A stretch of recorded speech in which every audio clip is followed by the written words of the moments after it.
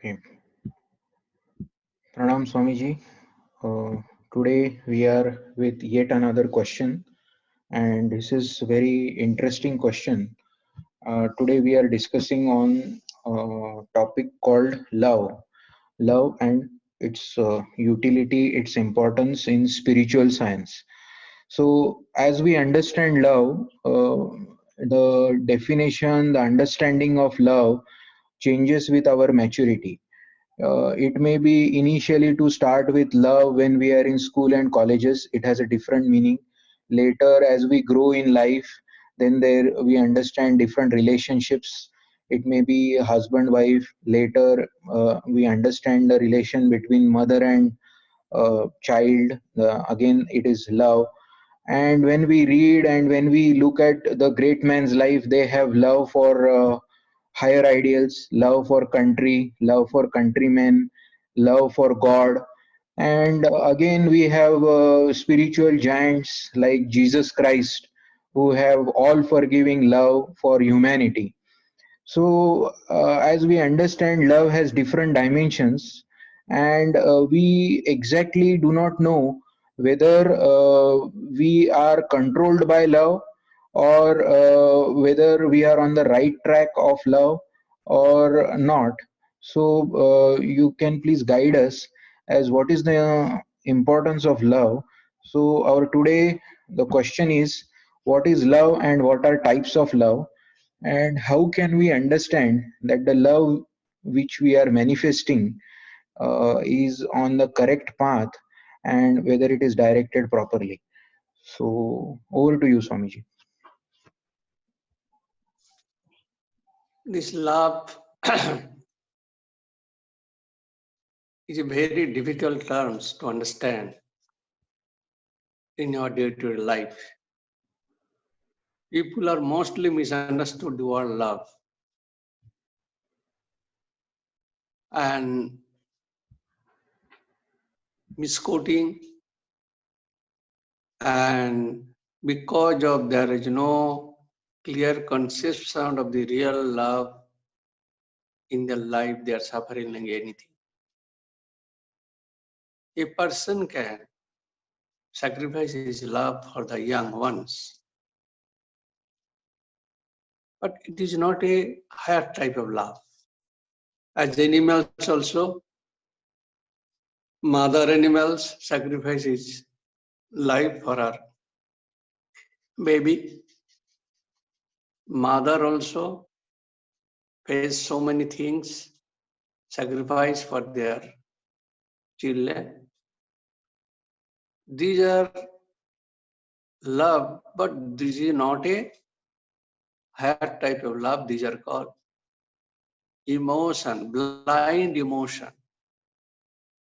Emotion has no eyes, so it is called the blind emotion. Generally, there are two types of love. One is selfish, one is unselfish. One is lower love, one is higher love, and real love. Our journey from higher love to the lower love to the higher love, from selfish to become unselfish.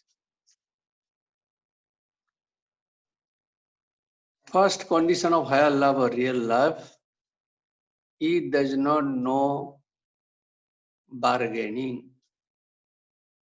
Bargaining in the sense, when you go to the shop, we bargain. I will give this money, you give this product. So bargaining going on. We go to the temple, pray, give some fruit, something, sit for that. After that, in the inside you are bargaining. Please fulfill my wish. I have prayed so much, I have given so much. Fulfill my prayer, fulfill my wish. This is nothing but a shopkeeper, love, bargaining. You are donating such and such money,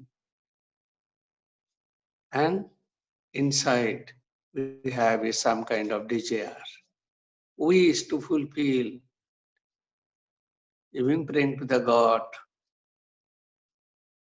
my daughter is not getting married, please fulfill the wish. I can get a job, please fulfill the wish. Like that, there is no end. So these are called selfish motive. So pure love does not know the bargaining. As you see in our day-to-day life, one friend has gone to his other friend's house, and the friends welcome him, give the and fed him very nicely with the 5 items. But when that friend has gone to first one, but that first one fed him only 2 items. Then after that, that friend become angry. I will not give the 5 items or next come. You see it is a love exchange of you always bargaining. How much I can get? How much profit motive? That is called selfish motive. And this is a picture one could see. And real love does not know any slavery.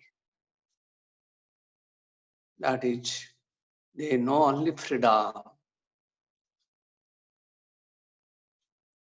You can, as a slave, we make a slave to work for me, work for us, but he has no love at all. This is called slavery. Get work from him. So a man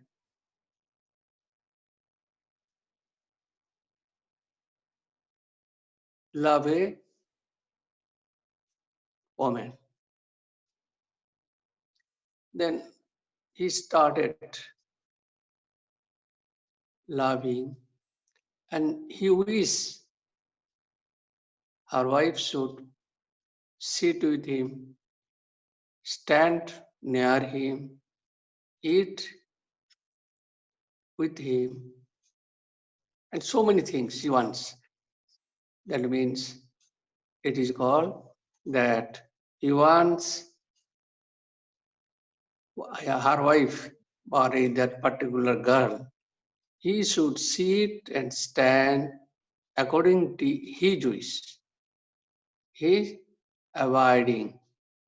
That means he makes without knowing her as a slave.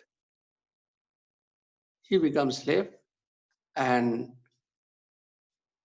that woman should, even her movement should, according to the lover's wish.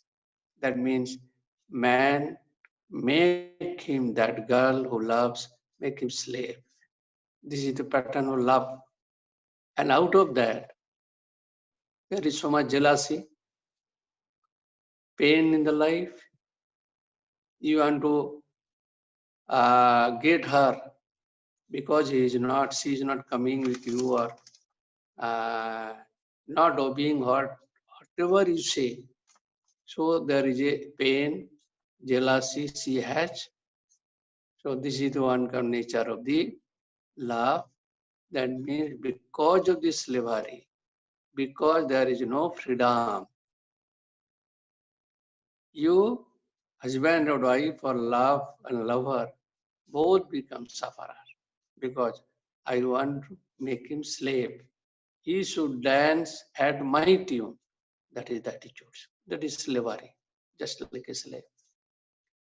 Another example I am giving. See, one husband, a boy and girl sitting near a pond, fresh water. That woman brought fresh water on the palm, shows to that boy. The boy says, crystal clear water in her palm. So this is the symbol of love, freedom. Crystal water, no barricade is there. Only palm, water, whatever water comes. It is a freedom. But the moment we close the fingers, water spills from the hand. All waters go away from your hand. People, but man, what is tries to? That is a great mistake people are doing. That means the moment you close the hands, you are trying to possess her. You trying to possess, expect so many things. So freedom has gone. That possessing, demanding, expecting is not the sign of true love. It is selfish love. This beautiful water vanishes the moment you close the finger from your palm. So similarly, the pure love which will give peace, bliss, peace, it will not be there because your love adulterated by expectation and possession and demanding. Love does not know any demand, no expectation. So this is all selfish love, lower kind of love. Love for the love should be unconditional. Parents, mother, you see, whether as child reciprocate or not, mother's blessings never cut off, never stopped. Unconditional, whether he reciprocate, he loves, or do not love, but I should love. So this selfish motive love, this is where we are. And slowly purification of the mind and knowledge, then we can cultivate the higher type of love. That love, higher love, it is possible when you love the God. See, we people love somebody because their body, not it atma and soul. The husband and wife. They love for the body, soul, a body, not the inside atma or God or soul. In case of mother or a father, he loved his child because not his body, whether body is a good looking or bad looking, that does not matter. That boy is my son, daughter is my daughter. They see inside Atma and God, not the physical appearance and physical body. Whereas other outside world, they always see each other, the physical body and physical appearance. How much I can give, how much you can give. That a business tactics, bargaining. Whereas in case of the mother, because he is seeing not the body, he is seeing the Atman, God. That is why mother love or father love to the children is a very, very higher order, pure love, love for the love's sake. No return, no demand, no expectation, nothing.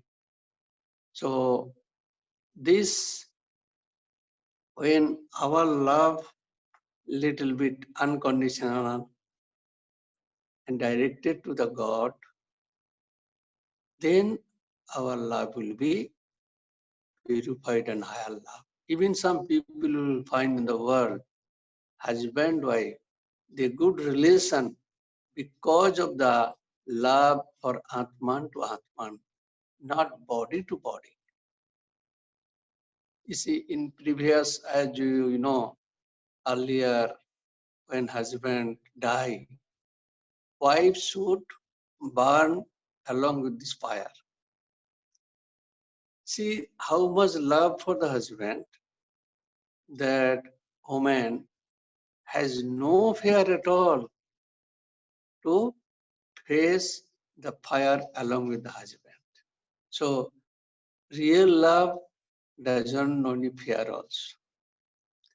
So unless our love diverted to the Atman, God or spiritual, but these are the condition, unconditional love. And it is possible when our love little bit transformed or directed towards the God. If it is directed to the body, matter, then we will be misguided as we are. In the name of love, we are sacrifice our love. For the sacrifice of the love, somebody killing himself because somebody refused. These are all blind emotions, not a love, because it relates to the body. So these are the people mostly misunderstood love by the physical appearance attachment to the physical body. Love, real love should develop when you see not physical body, it is a permanent something, Atman, then this condition, freedom, love always give you joy, no pain, no bargaining. Whatever you give, I am happy. So the two categories, and people can develop higher quality love if he direct his mind towards God, not to any human body or physical body. He can direct his mind seeing Atman in his wife or husband, but not physical body.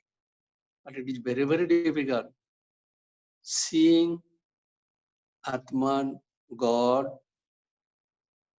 in human beings.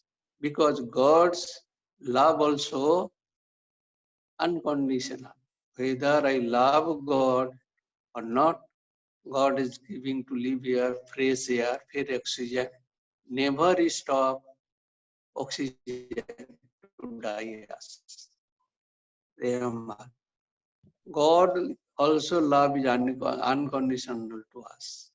He loves oxygen, breathing, air.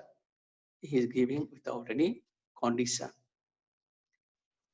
I think point is clear. Yes, Swamiji. One small uh, clarification we would like to know. You have nicely explained today as love can be divided into two categories as selfish and unselfish. And whenever it is selfish love, it is bargaining, it is full of expectations, it is bodily love. And whenever it is real love or pure, unselfish, unconditional love, it brings freedom, it brings peace and bliss, it brings fearlessness, and there is no bargaining at all. And the example of real love can be mother's love, and whereas the example of selfish love can be the love amongst husband wife, or at times between the two lovers, college going students, like that.